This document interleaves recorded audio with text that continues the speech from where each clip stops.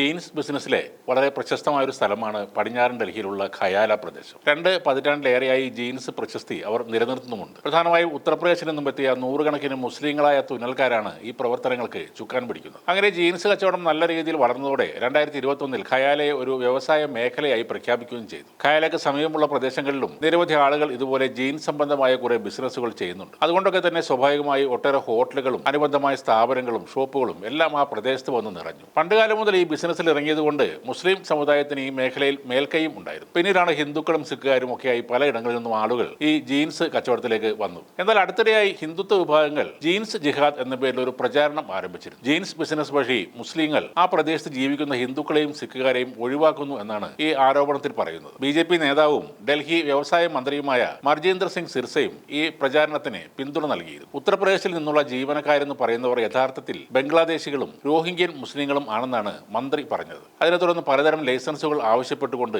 ഈ കടകളിൽ വ്യവസായ വകുപ്പ് റെയ്ഡ് ചെയ്യാൻ ആരംഭിച്ചു. ആ പ്രദേശത്ത് നിന്ന് ഒരു വിദേശിയെ പോലും പോലീസിന് കസ്റ്റഡിയിൽ എടുക്കാനായിട്ടില്ല. എങ്കിലും പല കാരണങ്ങൾ പറഞ്ഞ് നിരവധി സ്ഥാപനങ്ങൾ പൂട്ടി സീൽ ചെയ്യിച്ചിരുന്നു. അങ്ങനെ ഇപ്പോൾ ഖയാല മാർക്കറ്റ് ആകെ തളർന്നു കിടക്കുകയാണ്. നിരവധി സ്ഥാപനങ്ങൾ പൂട്ടുകയും ഈ തയ്യൽക്കാരെല്ലാം അവരുടെ നാട്ടിലേക്ക് തിരികെ പോവുകയും ചെയ്തു. ഒരു ബിരിയാണി കടക്കെതിരെയായിരുന്നു ആദ്യത്തെ ക്യാമ്പയിൻ തുടങ്ങിയത്. മുസ്ലിങ്ങൾ ചിക്കൻ കടകൾ തുടങ്ങിയതിനാൽ ഹിന്ദു പെൺകുട്ടികൾക്കും സിഖ് കുടുംബങ്ങൾക്കും ആ പ്രദേശത്ത് ജീവിക്കാൻ കഴിയുന്നില്ലെന്നും മന്ത്രി പറഞ്ഞിരുന്നു. ഹിന്ദുക്കളെയും സിഖുകാരെയും ആ പ്രദേശത്ത് നിന്നും പറഞ്ഞുവിടാനാണ് ഇതെല്ലാം ചെയ്യുന്നതെന്നും മന്ത്രി ആരോപിച്ചു. ചില ഹിന്ദി മാധ്യമങ്ങൾ ഇത് ജീൻസ് ജിഹാദ് എന്ന തരത്തിലും വാർത്തകൾ നൽകി. എന്നാൽ അവിടെയുള്ള പ്രദേശവാസികളായ സിഖുകാർ ഒരിക്കലും തങ്ങൾക്കെതിരെ പ്രതിഷേധം കാണിച്ചിട്ട് പോലും ഇല്ലെന്നാണ് 1999 മുതൽ ജീൻസ് ബിസിനസ്സിലുള്ള ആബിദ് ഖാൻ പറയുന്നു. കഴിഞ്ഞ 20 വർഷത്തിൽ ഏറെയായി എന്തെങ്കിലും പരാതി പോലീസിന് കിട്ടിയിട്ടുണ്ടോ എന്ന് മാധ്യമങ്ങൾ അന്വേഷിക്കണമെന്നും ആബിദ് ഖാൻ ആവശ്യപ്പെട്ടു. അവരുള്ള ജീൻസ് ബിസിനസ്സുകാരോട് പ്രദേശവാസികൾക്ക് യാതൊരു പ്രശ്നവുമില്ലെന്ന് ഹർചരൺ സിംഗ് കാൽസി എന്ന സെയിൽസ്മാനും പറയുന്നു. ആ പ്രദേശത്തെ ഭൂമി വില ഉയരാൻ ജീൻസ് മാർക്കറ്റ് സഹായിച്ചു എന്നാണ് അദ്ദേഹം പറയുന്നത്. ചില യൂണിറ്റുകൾ ലൈസൻസ് ഇല്ലാതെ പ്രവർത്തിച്ചിരുന്നു എന്നും